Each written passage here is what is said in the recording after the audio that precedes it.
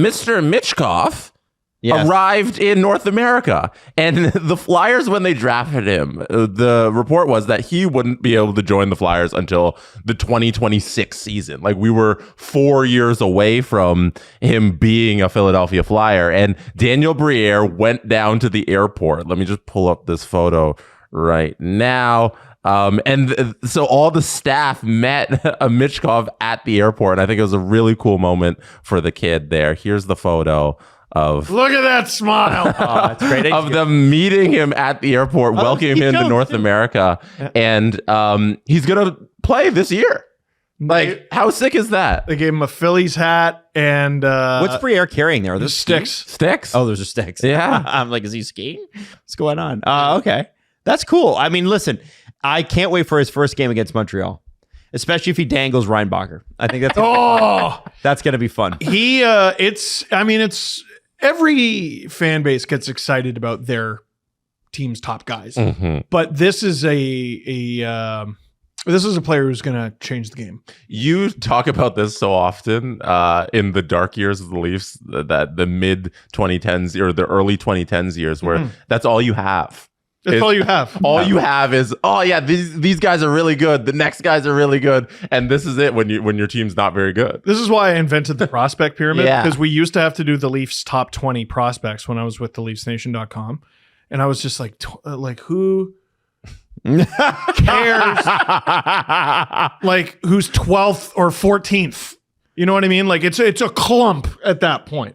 It's a clump. Like, who cares who's better than who? Like, if your time comes up, there's an injury or whatever. Sure. Who fits in there?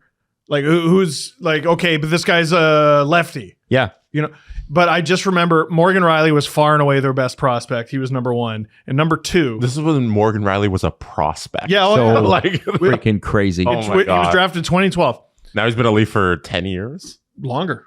12? He was drafted 12 years ago. Crazy. So he was far and away their best prospect. And then number two that year, their best forward prospect at the time. And again, you're like, oh, their best forward prospect is gonna hit. Yeah. Obviously. He's the best one. Like, okay, yeah, best to you though. Josh Levo. Oh, I thought it was Jerry D'Amico. Oh, he was probably top 5. Yeah. He was probably top 5. Wow. Like, it was a brutal time. Michkov he's gonna compete for Rookie of the Year. He's gonna be an impact player for the Flyers for a long time, and like, there's very little question of it. You know what I mean? It's we'll see how this guy does. We'll see it. Like, who was the guy the Oilers just got from Buffalo? Matt Savoy? Yeah.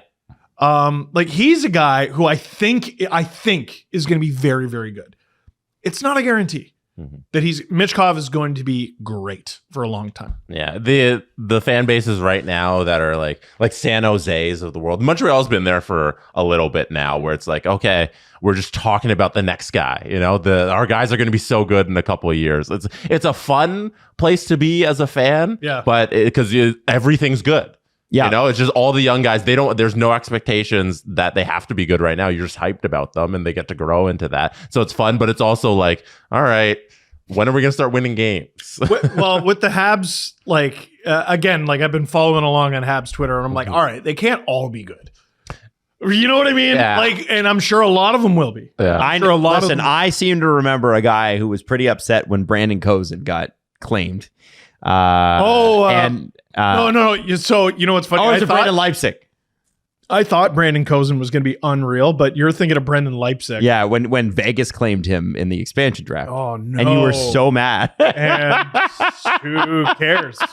Who cares? We are guilty of the same thing. Oh, 100%. No. Yeah, 100%. yeah. No, like, it takes one to know one. Yeah. Sure. Like, Totally. when people are like, oh, don't talk about how my team's bad, you cheer for the Leafs. I'm like, Yeah, you watched our shit. yeah, I'm an Pretty hard on expert. Like, them. We kind of want them to win. I or not. know my... Yeah.